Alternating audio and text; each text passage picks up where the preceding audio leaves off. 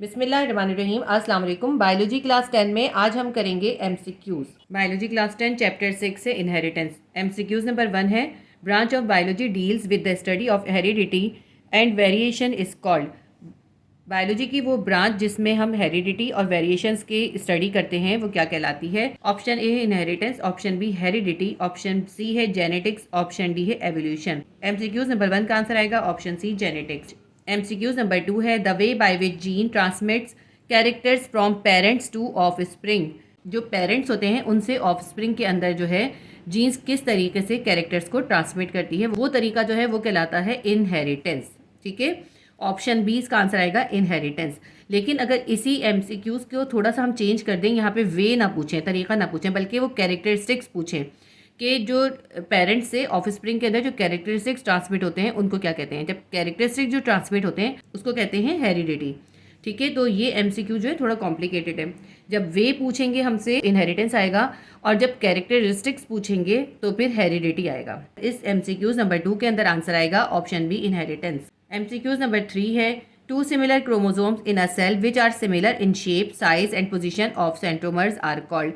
देखिए, एक सेल के अंदर सिमिलर क्रोमोसोम्स हों, इस तरह के सिमिलर हों कि उनका शेप, उनका साइज और उनके अंदर जो एक सेंट्रोमर होता है उसकी पोजीशन भी सेम हो। जैसे अगर ये मैंने एक क्रोमोसोम बनाया है तो इसके अंदर देखिए यहाँ पे मैंने सेंट्रोमर बनाया है। ये सेंट्रोमर की पोजीशन जो होती है ऊपर नीचे कहीं पे भी हो सकती है, चेंज हो सकती है।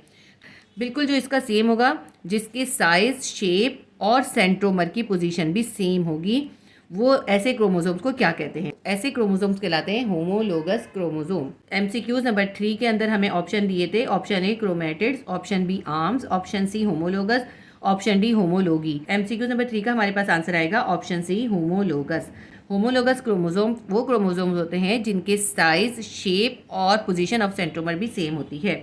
MCQs number 4, the chemical materials of a chromosome is called. Chromosome के अंदर एक केमिकल मटेरियल होता है, उस केमिकल मटेरियल को क्या कहते हैं? ऑप्शन ए है क्रोमेटिन, ऑप्शन बी है क्रोमेरिस, ऑप्शन सी है क्रोमोनेमा, ऑप्शन डी है क्रोमेटिड। क्रोमोसोम के अंदर जो केमिकल मटेरियल होता है उसे कहते हैं क्रोमेटिन। एमसीक्यूज नंबर 4 का आंसर आएगा ऑप्शन ए क्रोमेटिन।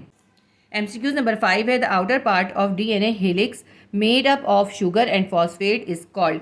जो डीएनए होता है ना, उसका जो स्ट्रैंड होता है उसको हीलिक्स कहते हैं। तो हीलिक्स का जो आउटर पार्ट होता है वो शुगर और फॉस्फेट से मिलकर बना होता है, उसको क्या कहते हैं? इसमें इन्होंने हमसे ये पूछा है। ऑप्शन ए है न्यूक्लियोप्रोटीन, ऑप्शन बी है अपराइट, ऑप्शन सी है रंग्स, ऑप्शन डी है फॉस्फोईस्टर। डीएनए हीलिक्स का जो आउटर पार्ट होता है जो शुगर और फॉस्फेट से मिलकर बनता है उसको हम कहते हैं अपराइट। तो एमसीक्यूज नंबर 5 का आंसर आएगा option B upright.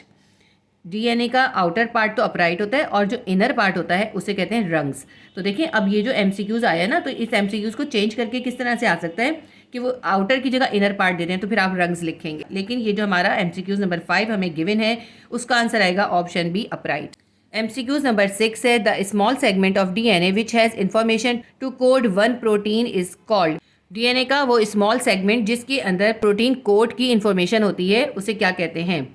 Option A है न्यूक्लियोटाइड, ऑप्शन बी है पॉलीन्यूक्लियोटाइड, ऑप्शन सी है जीन्स, ऑप्शन डी है एक्सॉन।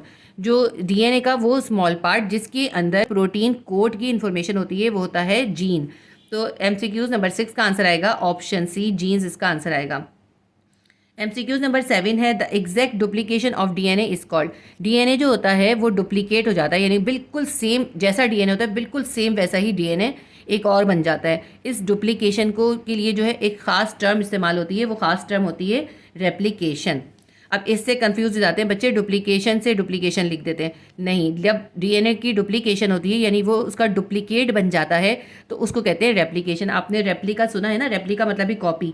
तो डीएनए की जब कॉपी बनती है तो उसको कहते हैं रेप्लिकेशन।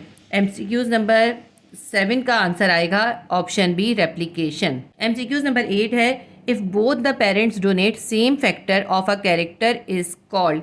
अगर दोनों पेरेंट्स से एक कैरेक्टर के सेम फैक्टर किसी ऑफस्प्रिंग के अंदर डोनेट हो जाए तो जिसको क्या कहते हैं? ऑप्शन ए है होमोलोगस, ऑप्शन बी है हेट्रोलोगस, ऑप्शन सी है होमोजाइगस, ऑप्शन डी है हेट्रोजाइगस। इस तरह अगर किसी एक कैरेक्टर के सेम फैक्टर्स दोनों पेरेंट्स से किसी ऑफस्प्रिंग के अंदर आ जाते हैं तो उसे हम कहते हैं होमोजाइगस। तो एमसीक्यूज नंबर 8 का आंसर आएगा option C homozygous. MCQs number 9 है the genetic constitution of trait is called. Genetic constitution of trait क्या कहलाता है? ऑप्शन ए है जीनोटाइप, ऑप्शन बी है फिनोटाइप, ऑप्शन सी है जीनोम, ऑप्शन डी है फिनाइल। देखिए इस एमसीक्यूज में हमसे ये पूछते हैं कि भी जो जीन्स बनती है उसके अंदर क्या कॉन्स्टिट्यूशन होता है, यानी कि वो किस तरह मेडअप होती है। तो जो जीन्स का मेडअप होता है ना उसको हम कहते हैं जीनोटाइप। ठीक है, तो जीन्स का मेडअप मतलब जैसे अगर हम कहें डबल टी है किसी जीन्स में, तो ये जो है ये इसका जीनोटाइप है, जिससे हमें पता चलता है कि कोई जीन्स किस तरह के फैक्टर से मिलकर बनी है। जैसे कि अगर हम कहें कैपिटल टी और स्मॉल टी है, ये है जीन्स की कॉन्स्टिट्यूशन। जीन्स की कॉन्स्टिट्यूशन कहलाती है जीनोटाइप। तो एमसीक्यू नंबर 9 का आंसर आएगा ऑप्शन ए जीनोटाइप। जीन्स की जो फिजिकल अपीयरेंस है उसको कहते हैं फिनोटाइप। तो अगर यहाँ पे जेनेटिक कॉन्स्टिट्यूशन की जगह पे आ जाए physical appearance of a gene is called, तो क्या आएगा आंसर? फिर आएगा फिनोटाइप। लेकिन इस एमसीक्यूज में हमसे पूछा है जीन्स की जेनेटिक कॉन्स्टिट्यूशन, यानी वो किस चीज़ से मेडअप होती है, उसको हम क्या कहते हैं? तो उसे हम कहते हैं जीनोटाइप।